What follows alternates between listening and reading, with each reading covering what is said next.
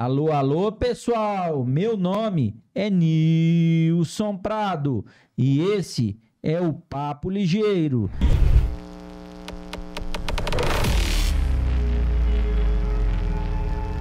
Diretamente aqui dos nossos estúdios em Goiânia, eu tenho a honra de receber ele, que é advogado, sócio da Ali Advogados, atua tanto no direito ambiental quanto agrário, é professor de pós-graduação na PUC Goiás e do IGD. É ele, Dr. Victor de Alencar Mendonça.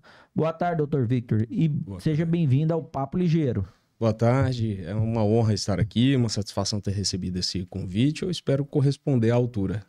Mas antes, siga-nos no YouTube, é Papo Ligeiro, tudo junto. Dr. Victor, sabemos que existe uma correlação no direito agrário com o direito ambiental. Como é que podemos definir essa correlação?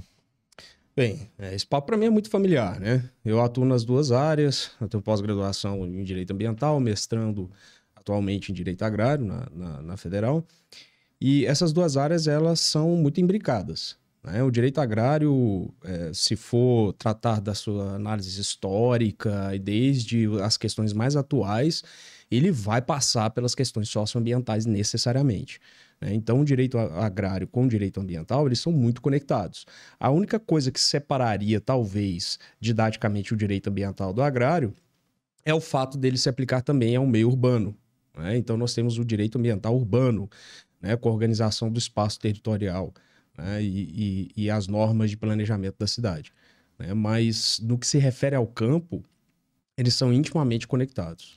Eu vou montar um posto de combustível, eu preciso da parte ambiental regularizada para mim poder montar aquele empreendimento. Seria mais ou menos isso? Exatamente. Basicamente, edificações, atividades comerciais, Não né, só empresariais. Posto, qualquer coisa. Exatamente, qualquer coisa, né? Hoje em dia é muito difícil imaginar, nós temos, lógico, as atividades que são dispensadas de licenciamento ambiental, mas não quer dizer que em algum momento não tenha ou não levantem alguma questão ambiental inerente à atividade.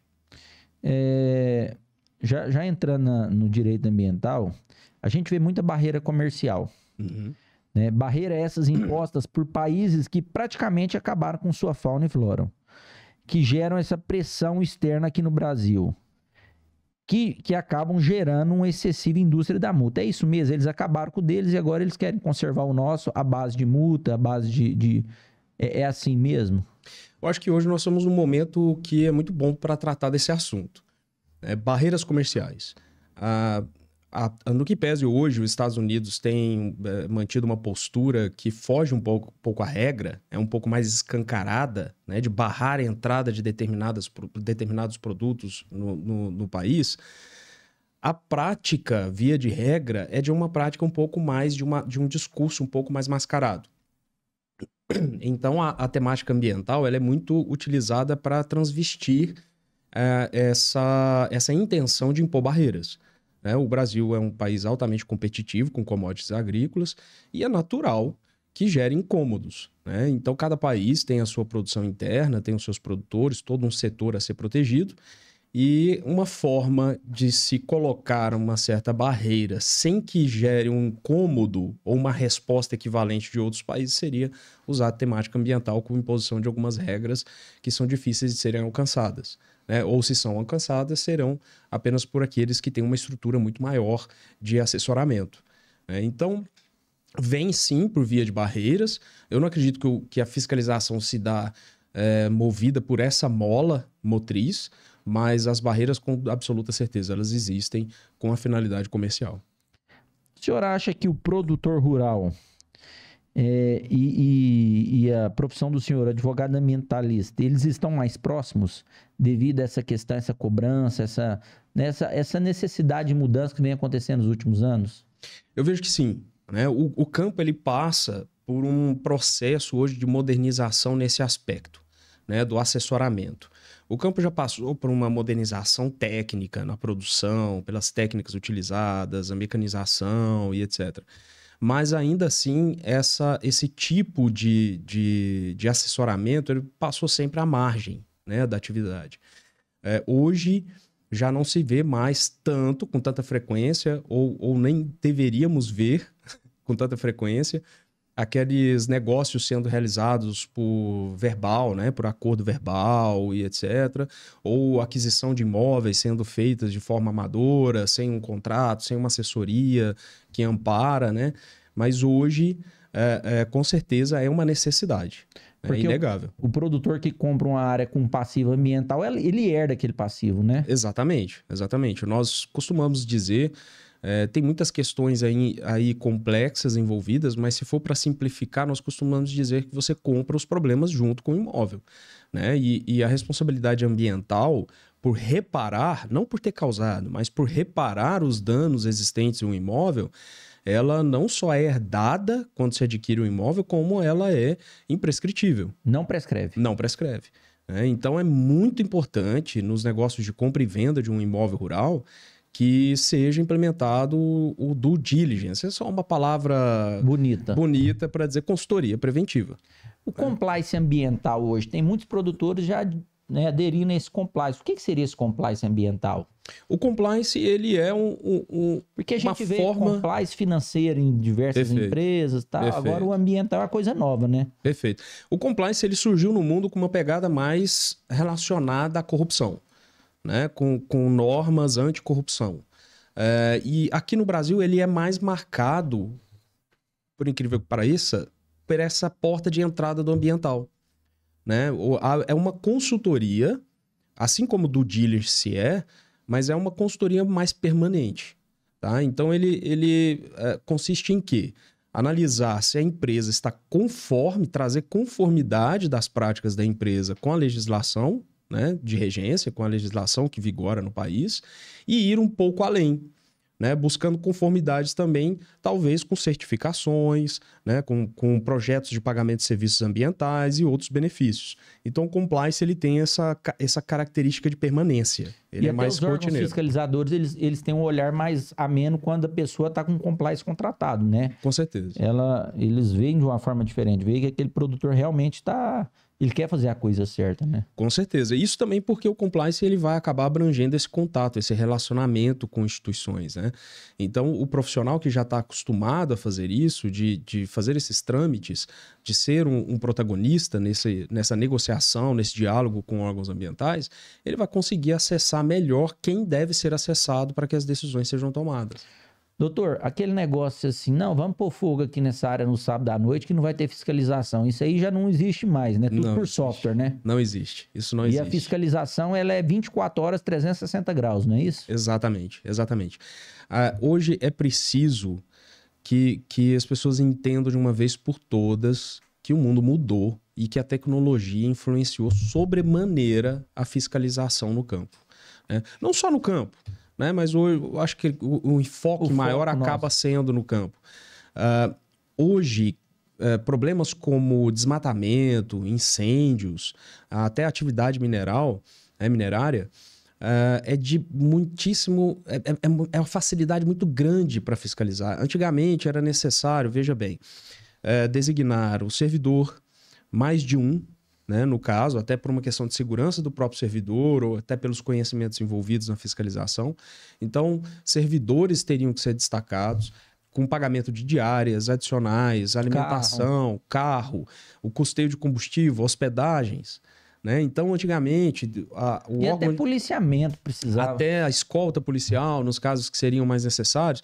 Então, o órgão ambiental o departamento tinha que traçar toda uma rota para que fosse aproveitado toda essa logística em um trajeto fazendo essa fiscalização.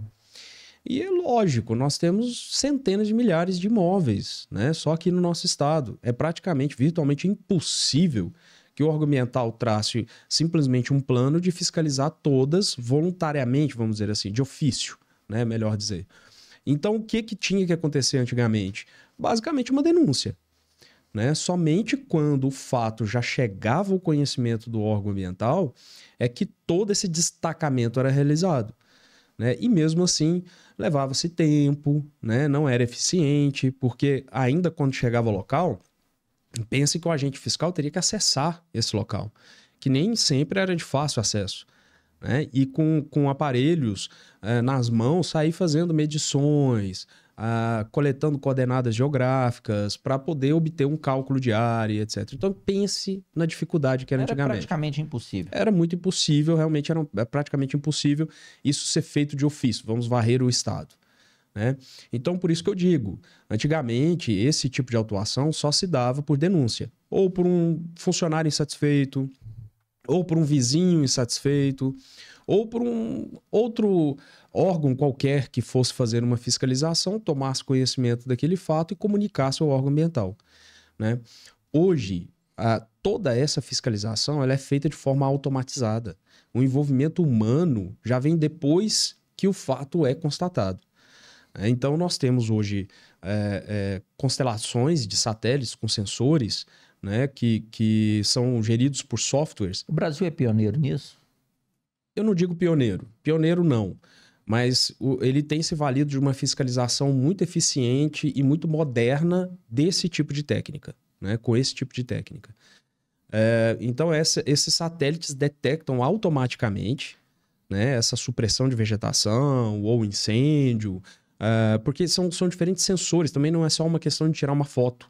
Né? Você tem sensores, esses satélites contam com sensores específicos que captam diferença de temperatura. E consegue saber se aquele fogo foi originado naquela fazenda ou se ele veio de outras fazendas? Por questão do vento, por exemplo? Porque talvez aquele produtor não teve culpa. Sim, esse é um aspecto interessante. Né? Eu já me deparei e ainda me deparo com laudos referente a eventos com incêndio que constatam onde ele começou, que horário ele começou, qual foi a dinâmica do fogo, né, comparando com a velocidade do vento e direção do vento, se naquele momento estava tendo ou não tempestade de raios, por exemplo. Né? Ou a temperatura ambiente, se era alta demais ou baixa demais, e a umidade relativa do ar. Com essas informações, o analista pode, com um certo grau de precisão, apurar se aquele incêndio foi de causas naturais ou não. E caso, por exemplo, pegue fogo na fazenda de um produtor que ele não tenha colocado fogo, venha de outras fazendas, ele é corresponsável mesmo assim? Porque teve um debate muito grande há um tempo atrás nos jornais, mostrando essa, né, alguns falando que era culpado, outros falando que não era. Ele é corresponsável mesmo não tendo sido originário na fazenda dele? Aí sim, aí nós temos um fato muito complexo. Normalmente, os órgãos de fiscalização e o Ministério Público colocam todos, vamos dizer de uma forma mais simplória, todos no mesmo balaio. Tá? A primeira ação, infelizmente, é sempre já responsabilizar e deixar com cada um, né, que cada um cuide de sua defesa. Mas nesse caso, de um produtor afetado por ato de terceiro, cabe aí uma certa defesa ou uma estratégia processual para buscar a responsabilidade daquele que causou o dano, para que ele não fique com prejuízo. Se foi um raio, uma causa natural que não fosse, ninguém que colocou fogo.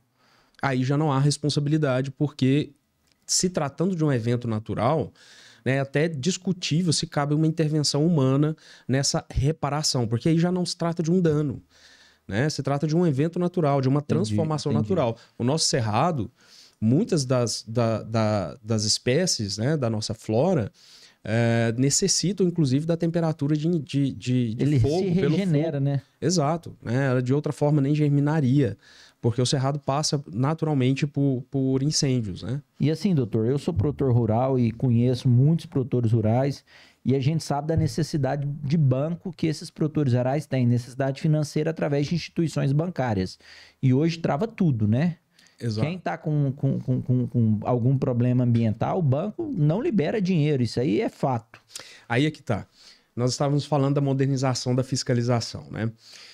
Então, nós sabemos aqui, pela conversa anterior, que um agente dentro do órgão ambiental, sentado, do ar-condicionado, ele tem condições de ter acesso a dezenas de alertas de desmatamento ou incêndios, né, as supressões de vegetação, e já tomar providência, enviar o auto de infração, termos de embargo, comparar com o CAR e saber se trata de uma área de reserva legal ou não, se trata de uma área de preservação ou não, enfim.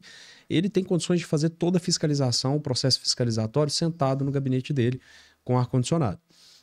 E isso já vai com cálculo de área, muito exato, poligonal, muito bem descrito, né? E ali vai startar o processo de apuração da infração. Acontece que as instituições financeiras têm tanto acesso a essas informações de satélite quanto os órgãos de fiscalização. E muitas das vezes, as instituições financeiras detectam primeiro o evento, né? Por que isso? Aí nós temos dois vieses. O viés da segurança da própria instituição. Ao se oferecer um crédito, vai exigir uma garantia. Principalmente se o crédito for subsidiado. Perfeitamente, perfeitamente. Né? E se essa garantia for o imóvel, como é na maioria das vezes, esse imóvel ele tem que estar livre e desembaraçado, certo? Porque nós já vimos aqui atrás, né, um pouco antes da nossa conversa, que a responsabilidade é daquele que detém o imóvel, perfeito?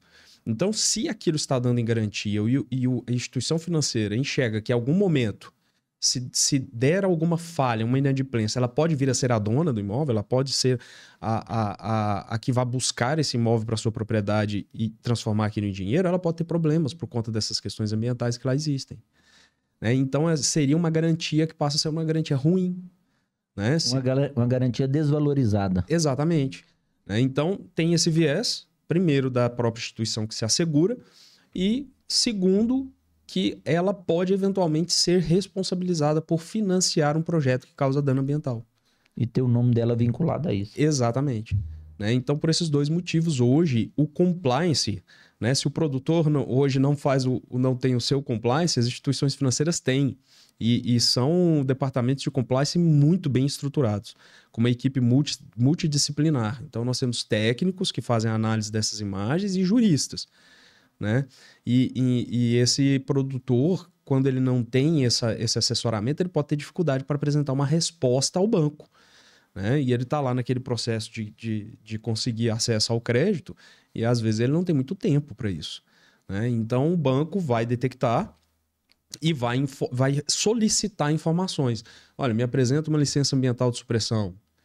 Né? Me apresente documentos que comprovem a regularidade dessa supressão que eu detectei. E se você não conseguir dar essa resposta a tempo, você pode perder o acesso ao crédito. Doutor, eu estive assistindo um bate-papo com o Zé Mário Schneider, da FAEG, e ele estava comentando da região do Alto Araguaia, que é uma região extremamente inexplorada e que tem um potencial produtivo muito grande. O que pega ali é a questão ambiental. Nós temos grandes áreas nesse Brasil nosso que tem um potencial produtivo muito grande, mas por questão ambiental, por questão de determinados entraves ambientais, elas poderiam estar produzindo muito, né? Sim, eu acho que principalmente, né, agora... São dificultadores que não poderiam, de certa forma, existir, vamos dizer assim. Nilson, o Estado ele tem uma função primordial de pacificação. Nós estamos falando onde que se conecta o direito agrário e ambiental, e muito dessa conexão trata dessa necessidade de regularização fundiária no campo e pacificar conflitos, né, fundiários.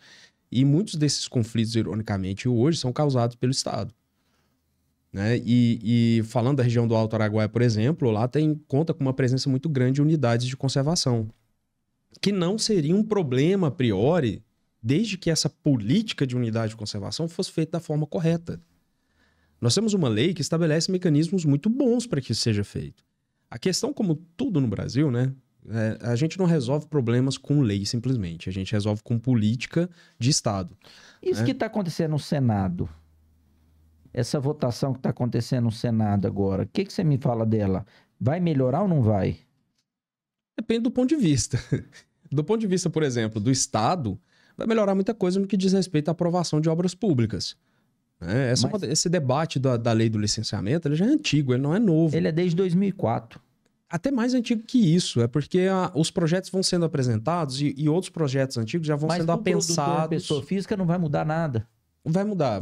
Vai trazer mais segurança, né? Vai trazer mais segurança jurídica, porque hoje, bem dizendo... A discussão foi votada semana passada. Sim. Bem dizendo, o licenciamento ambiental, ele tem um regramento muito genérico a nível nacional, né? A norma federal, ela disciplina de forma muito genérica e traz pouca regulação, e ele fica mais a cargo dos estados. Né? Então, cada estado vai ter ali sua legislação ambiental, podendo ou não disciplinar normas adicionais e mais específicas com o licenciamento.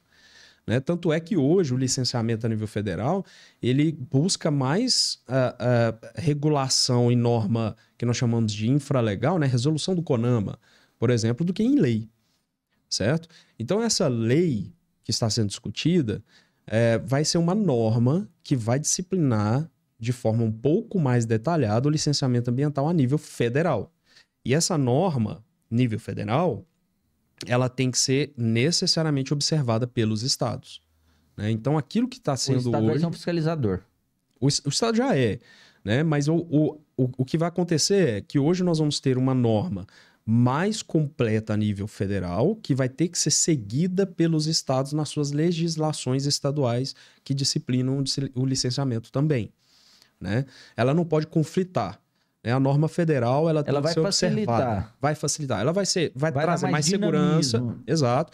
Porque em estados, como, por exemplo, aqui no estado de Goiás, nós já temos norma que disciplina o licenciamento de forma específica. Que é 20%. Fora APP, área de reserva, essas coisas. Sim, Nós temos o Código Florestal, tá. que vem estabelecendo reserva legal, APP, etc., regula essa parte, e nós temos uma norma específica para o licenciamento ambiental. Tá. Né? Então, ela traz procedimentos mais seguros, de forma mais objetiva, o que vai acontecer, como que ele vai ser processado, a partir do momento que você pede até a licença ser emitida. Né? Mas outros estados já não contam com uma legislação tão específica quanto a nossa, por exemplo.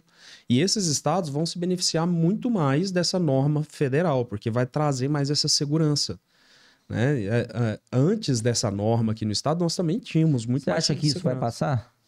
Acredito que sim. Acredito que sim, né? Já saiu da Câmara, foi para o Senado, voltou para a Câmara com as alterações do Senado e agora tem tudo para ser quando a gente vê aprovado. uma coisa positiva no Brasil, a gente logo desconfia e fala assim, não vai passar. Mas é porque, como eu estava dizendo também, né, Nilson? Eu acho que a coisa mais importante, a gente dá muita atenção à lei, né? Mas a coisa mais importante, no final das contas, é a política que executa aquela lei. Né? A política pública que faz aquela lei ser uma realidade ou não. Né?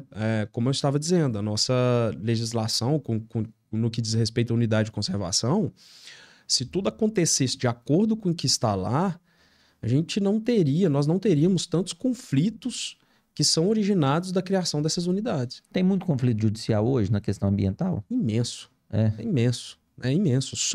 Nós podemos separar até por tema. Por exemplo, as propriedades que são abrangidas por unidades de conservação que são efetivamente regularizadas são ínfimas. A sobreposição do CAR, por exemplo, é um deles? Sobreposição em relação a outros... O CAR está marcado da minha propriedade aqui, a sua está marcada da mesma propriedade, tá tudo na mesma área, tem 2 CAR, um exemplo. O CAR, ele ainda é um pouco mais fácil de se resolver porque ele é autodeclaratório, ele não é muito diferente do imposto de renda. Mas Você vai lá e declara. Autodeclaratório, ele gera uma desconfiança do produtor por conta dessa sobreposição ou não? O CAR ele só tem um objetivo. Ele vem para que o produtor, primeiro, diga todos os atributos ambientais do imóvel, tudo que diz respeito ao meio ambiente, o que existe naquele imóvel. Isso é igual uma declaração de imposto de renda. Igual uma declaração de imposto de renda. Em algum momento, o Estado tinha que vir e homologar esse cadastro ambiental rural. Infelizmente, no estado de Goiás, é um percentual ridículo. Né? Essa homologação era um momento em que se daria segurança. É o momento que ele ele sai de informações só meramente que alguém declarou para algo certificado, para algo conferido pelo poder público. Mas, infelizmente, o percentual de cadastros ambientais rurais que foram homologados no estado de Goiás é ínfimo. É muito baixo. Outros estados já fizeram diferente. Outros estados já têm um percentual bem maior. Né? Outros praticamente não têm. E o Brasil é um país continental, né, doutor? Tem regiões que é 20% de reserva legal. Tem regiões que é 80%, né? Uhum. Então, quando você coloca no bolo aí, Aldo Rebelo fala que, dependendo, você pega na média aí do Brasil, 50% é área de reserva legal. Isso inexiste em qualquer país do mundo, né? Uma quantidade de reserva desse tamanho por propriedade rural, não é isso? De fato, existe um estudo que foi realizado pela Embrapa que visava detectar a atribuição de terras, né, no país.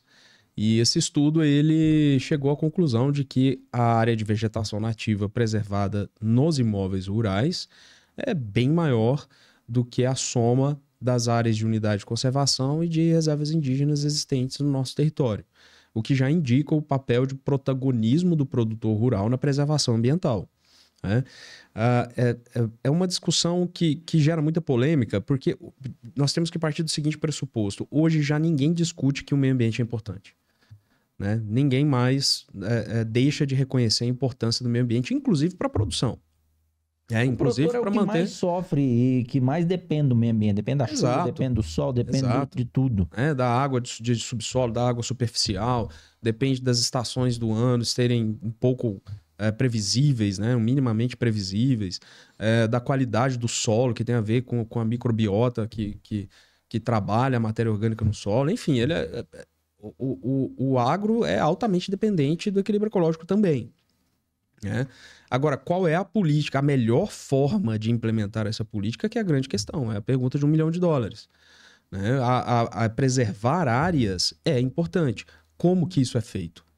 Né? Então, são duas questões muito diferentes. E como que isso é feito, doutor? Eu tenho uma área grande que eu tenho 3, 4, 5, 10, 15, 20 árvores ali que eu poderia desmatar e reflorestar 30, 40, 50 vezes aquela quantidade, mas não me é permitido, porque simplesmente o pessoal não permite. A legislação, os peritos, o pessoal da fiscalização não é permitido. Não seria uma forma inteligente de derrubar aquelas árvores, eu poder utilizar aquela área, plantar aquela área e eu reflorestar com 20 vezes mais árvores num lugar mais afastado? Isso não é permitido. A depender da situação, a legislação prevê essa possibilidade. Né? Nós estamos falando, por exemplo, de uma área que é passível de uso alternativo do solo. É possível você requerer a licença de desmatamento, desmatar. Só que isso é demorado, né? Essa é uma grande questão. Aí nós voltamos àquela fala anterior, de que o problema está na política que é implementada. Se tiver um pé de piqui lá, então acabou, doutor. Já torna mais difícil. Não esquece. Já torna mais difícil. Mas é por conta disso, é a política que é implementada. Essa política, como ela é executada, é que no final das contas faz diferença na nossa vida. A lei, é lógico que a lei faz diferença na vida de todo cidadão, mas aquilo que em última instância vai fazer com que aquilo que está previsto se torne realidade ou não é uma política de Estado. E aí que os pecados acontecem. A lei ambiental é para todos, doutor? A lei ambiental... Podemos dizer que ela é democrática?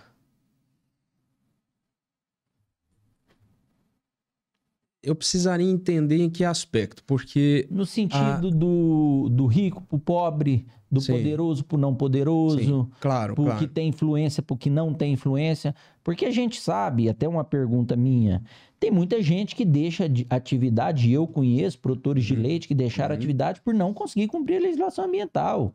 Por chegar num ponto e falar, eu não dou conta de fazer uma represa de decantação de dejeto, eu não dou conta, não tem viabilidade. Perfeito. Entendeu? Então, minha pergunta é, a lei é para todos? Bem, a lei, ela, em última instância, quem que determina os parâmetros que vão ser aplicados a uma determinada atividade ou não é nem a lei. Né? A lei, ela traz regras gerais e, no fim, parâmetros que devem ser observados são estipulados pelos órgãos de fiscalização e controle, né? Por via de resoluções, por via do estabelecimento de alguma condição ou não para a implementação daquela atividade. De fato, é um juízo de valor muito complicado, porque não é mais uma questão de existir ou não existir uma tecnologia, é também de entender se aquela tecnologia é viável de ser aplicado nesse contexto. Né? Quando eu falo nesse contexto, é o nosso contexto. Se economicamente aquilo viabiliza ou inviabiliza a atividade. Porque a resposta também não é simplesmente impedir que as atividades aconteçam, né? Que as atividades econômicas aconteçam, porque isso também gera problema ambiental. Né? Isso gera clandestinidade. Porque, por exemplo, eu estou aqui com o exemplo da Ferrogrão. A Ferrogrão está parada há mais de 10 anos por conta de comunidades indígenas que o Ministério Público Supremo, eles questionam até que ponto que vai gerar impacto ou não naquelas comunidades. Mas o bem de uma nação, 230 milhões de brasileiros, né, estão à mercê de uma comunidade indígena. Não que a comunidade indígena não tenha importância. Uhum. Mas também nós não podemos parar o desenvolvimento de um país. Quando eu pego a China, o que a China faz em ferrovia, em 4 anos, o Brasil levou 200. É até Então, assim, possível comparar. né, Aldo Rebelo, ele comenta que tem determinadas atitudes no Ministério Público por conta de sapos. Eles pararam determinadas obras de infraestrutura. Então, assim, e não sou eu que estou falando, é o cara que desenvolveu o relator do Código Florestal. Então, assim, será que realmente não existe um exagero? De novo, eu acho que essa é uma questão que chega lá na ponta, né? A legislação não vai ajudar nisso. Isso aqui é importante da gente entender, né? A gente tem por cultura, seja lá qual for o tópico, se é segurança, saúde, se é educação, se é moradia, nós temos por cultura imaginar que alterar a legislação ou que promulgar uma nova lei é o que vai resolver. E no final não é o que resolve. A lei é boa. A lei ela é boa, ela traz bons mecanismos. A questão sempre vai ser empacada lá na ponta, na hora de você implementar essas políticas públicas, né? Por exemplo, nós estamos citando aqui a demora do licenciamento. O licenciamento é possível nessas hipóteses. Não é impossível, ela é possível. Mas na maioria das vezes a demora... Eu estou discutindo, lógico que eu não vou entrar em detalhes. Eu estou discutindo um caso, analisando nesse momento um caso de um proprietário rural que está sendo responsabilizado por uma atividade minerária que aconteceu no imóvel dele, né? E nós temos hoje a pressa de responder uma ação porque na visão do Ministério Público havia urgência em obrigar o proprietário a fiscalizar e a cuidar da segurança naquele local de lavra.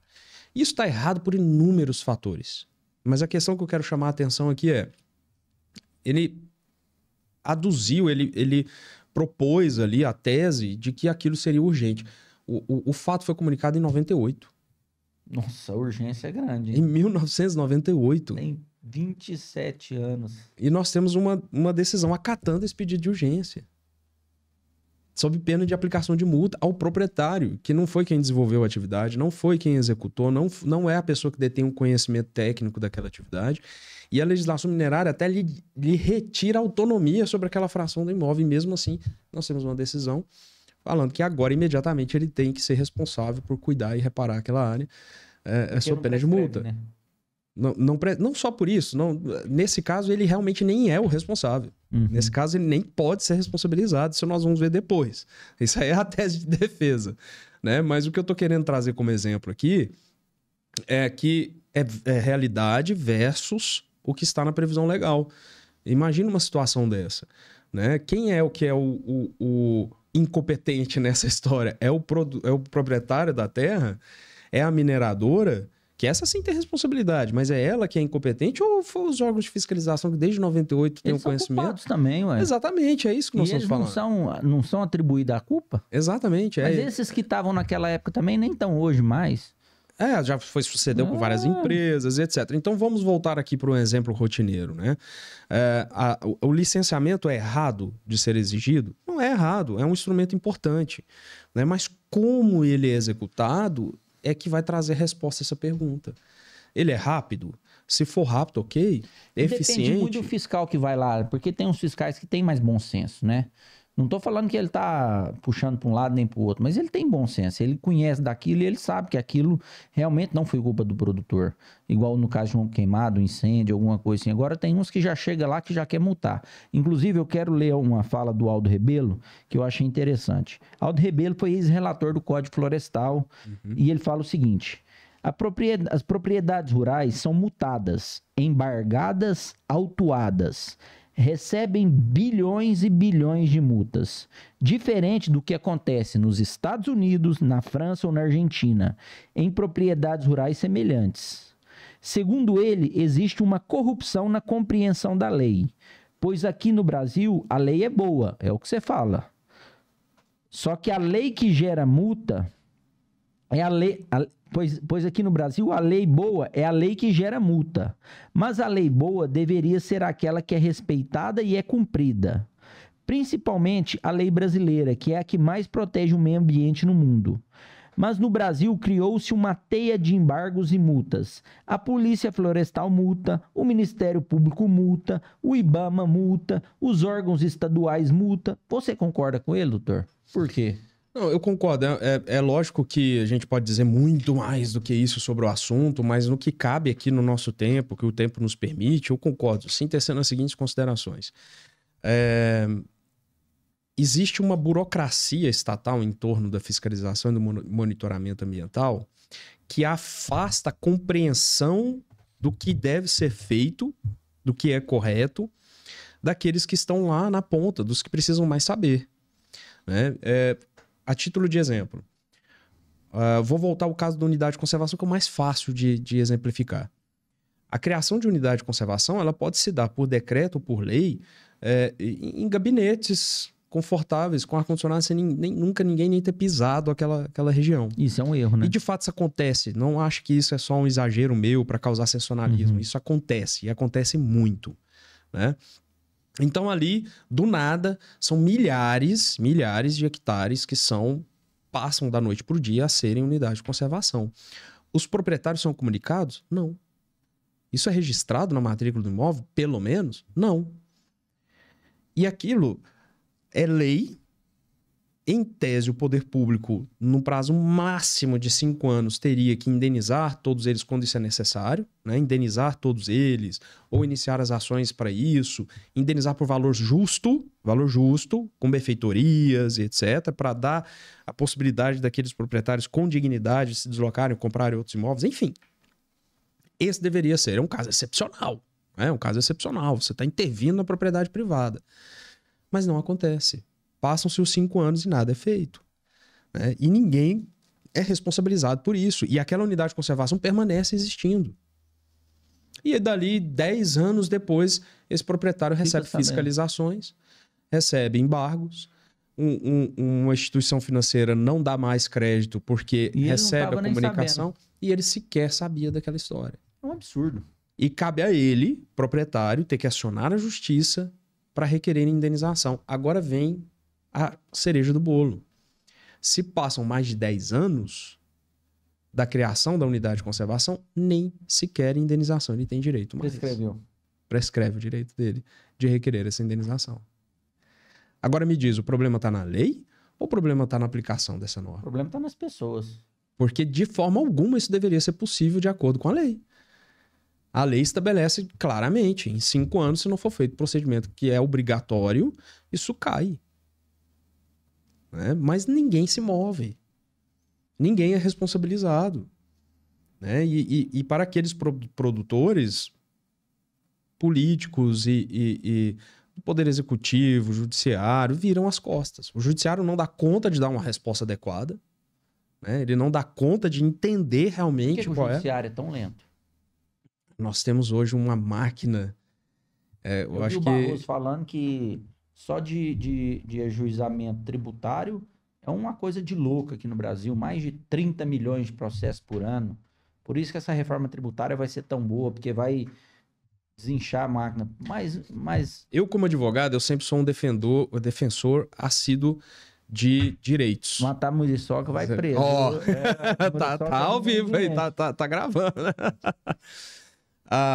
Enfim, eu acho que o judiciário, né, ele é afogado pelo próprio Estado.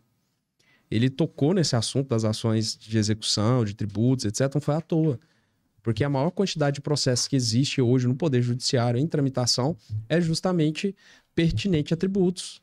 As ações de execução e etc. Trabalhista também tem uma grande quantidade, mas nada se compara ao Estado sobrecarregando o judiciário. Doutor, nós estamos caminhando para o fim.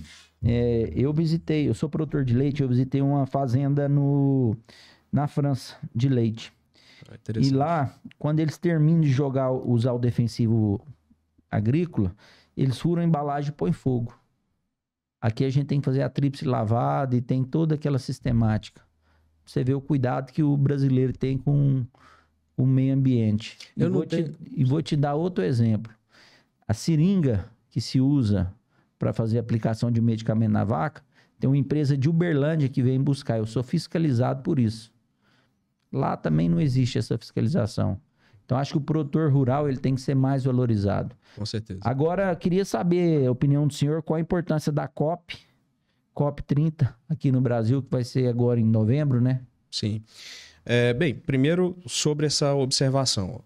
Eu concordo plenamente. O Brasil ele tem uma legislação muito moderna, uma legislação que já está muito apurada, né? Já não é necessariamente uma novidade, ela está sendo aquilatada, dilapidada com o tempo. Então nós já temos textos de leis hoje muito modernos, muito bem elaborados, né? E nós temos uma observância, sim, a essas normas ambientais, né? O produtor ele tem um protagonismo enorme na preservação ambiental, né? De manter a vegetação nativa em pé, e ele realmente, injustamente, ele é o alvo, costuma ser o alvo das críticas, né? Relacionadas a meio ambiente, mas o principal vilão dessa história não é o campo, né? Você tem uma poluição estratosférica que acontece no meio urbano que pouco se fala dela. Tietê, por exemplo. Exato. Tietê é só um. É só um. Goiânia, ali depois do aeroporto. São raríssimas as cidades que têm o devido tratamento do esgoto. Pensa comigo, são milhões de metros cúbicos de esgoto in natura despejados. E os lixões nas cidades pequenas, que bate vento e aquele lixo voa longe. E não precisa nem ser na cidade pequena. Nós, na capital, nós temos um aterro por apelido, porque, na verdade, ele não tem condições de aterro sanitário, né, que provoca uma poluição gigantesca. Eu já estive lá, eu presidi a Comissão de Direito Ambiental da OAB, estive lá em fiscalização, né, do aterro, do chamado aterro sanitário, e no ato nós verificamos o lançamento de chorume in natura no solo, né, e isso não se faz um alarde tão grande quanto se faz no caso da produção agrícola. Rural interdita. Isso vira um escarcéu, né? Vai até o Fantástico lá. Vai mesmo, se brincar vai. Então, assim, é só um exemplo. Eu acho que o campo não é o vilão nessa questão da preservação. Ele é um protagonista na preservação ambiental. Doutor, eu queria dar uma virada de página com o senhor e falar de uma coisa boa. Queria falar do crédito de carbono. Ele pode gerar dinheiro? Já é uma realidade? Como é que está essa questão? Olha, eu ainda enxergo com cautela. Sendo bem franco, eu ainda enxergo com muita cautela. Nós temos um mercado... O crédito de carbono? O crédito de carbono, basicamente, aqui eu vou ser extremamente reducionista, né? Então, não é necessariamente correto, porque existem vários detalhes a serem analisados, mas para ser compreensível o assunto, crédito de carbono é um crédito gerado em relação àquilo que se deixa de emitir de carbono, né? É uma descarbonização da produtividade, da produção. Certo? Então, se o esperado para a produção de carbono de uma determinada atividade é X, né, aquilo que for reduzido em relação a esse X vai gerar um crédito, certo? E todas essas... No mercado regulado, né, ele chama... Já existe mercado regulado. Já existe um mercado regulado. Esse mercado regulado, né, por exemplo, usinas de cana, tem uma meta a ser atingida. Certo? Então, dentro daquela meta, o que se conseguir a menos vai gerar esse crédito. E é possível daquelas empresas que não conseguirem atingir as suas metas, para que possam atingi-las, compre aquele mercado aquele crédito que foi gerado por aquelas que fizeram a mais. Mas é limitado. O produtor que mantém uma floresta em pé, automaticamente ele está gerando crédito. Aí é que nós estamos falando já do mercado não regulado. Tá? E aí é que eu já guardo muitas ressalvas. Porque o próprio nome diz, o mercado não regulado significa dizer que ele é regulado pela própria economia. Entende? Pelo mercado. Uhum. Não existe uma base normativa muito segura em relação a esse crédito de carbono. Então, por isso, não à toa, nós vemos inúmeros golpes, às vezes promessas vazias que são feitas. Ainda é uma coisa de futuro, né? Eu ainda creio que é uma coisa a ser mais trabalhada, era uma coisa para nós aguardarmos. O agro, ele ficou de fora do mercado regulado, né? Então, hoje, o que se fala, tudo aquilo que se trata a respeito da geração de crédito de carbono no campo, da produtividade agrícola, faz parte desse mercado não regulado. Então, basicamente, é um grande acordo entre empresas de um determinado setores de estabelecer metas e trocar entre elas esse crédito. Doutor, o senhor é um otimista com o Brasil? O senhor acha que o Brasil tem jeito? Eu sou sempre otimista. Sempre otimista? Né? Sempre otimista. Se eu vou estar vivo para ver uma grande mudança, eu não sei. Mas vai ser um cara jovem. Mas sim, a gente vê com o tempo mudanças que são muito significativas. Né? Nós vemos no campo, por exemplo, vamos tratar do campo que é meu objeto de estudo. O que não houve de implementação de modernização, né? De tecnologia, de forma de pensar, de forma de se trabalhar, né? O campo ele foi alterado drasticamente, né? Na nossa história. E num passado recente para cá... Em poucos anos. Exatamente, no passado recente para cá houve uma mudança de contexto muito grande. Então, como não ser otimista? Eu sou sim. O senhor gosta de carne assada? Você gosta. Lembrança aqui do papo ligeiro do senhor. Olha só! Uma peixeira. Que maravilha! Não, e eu gosto de facas, viu? Muito obrigado. Uma picanha, você lembra da gente. Olha isso, vou lembrar, com certeza, muito bonita. Doutor Victor, queria agradecer a presença do senhor aqui no Papo Ligeiro, foi um papo aí bem bacana. A gente sabe que quando se trata de justiça, legislação é uma coisa complexa, né, e morosa, não é uma coisa simples, depende de muitas coisas, muitas nuances, mas que a gente possa ter trazido um pouco mais de esclarecimento para quem nos assistiu. Obrigado. Eu que agradeço, para mim também é uma paixão minha passar o conhecimento, sou professor não é à toa, é realmente por vocação, e eu agradeço essa excelente oportunidade de conversar diretamente com esse setor que é o mais importante do nosso país e espero ter contribuído com alguma coisa de conhecimento e eu fico à disposição para contribuir em outras oportunidades, tá? E sempre que precisar pode contar comigo. Pessoal, com a graça de Deus encerramos mais um capítulo da nossa história. Fui!